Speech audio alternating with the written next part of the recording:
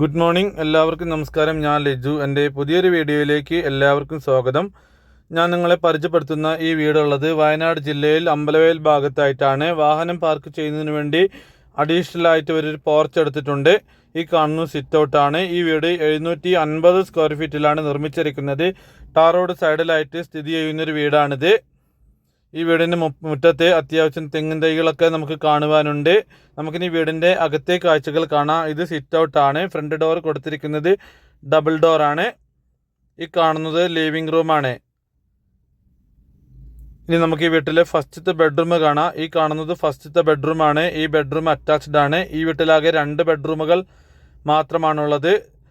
ഒരു bedroom attached ആണ്. ഒരു കോമൺ ബാത്റൂം ഉണ്ട്. ഇത് രണ്ടാമത്തെ ബെഡ്റൂമാണ്. ചെറിയൊരു കുടുംബത്തിന് അനുയോജ്യമായിട്ടുള്ള വീടാണ്. ഇത് കിച്ചനാണ്. കിച്ചൺ കൂടാതെ ഒരു വർക്ക് ഏരിയയും ഉണ്ട്. ഈ വീടിൻ്റെ ഔട്ട് സൈഡിലായിട്ടൊരു കോമൺ ബാത്റൂം ഉണ്ട്.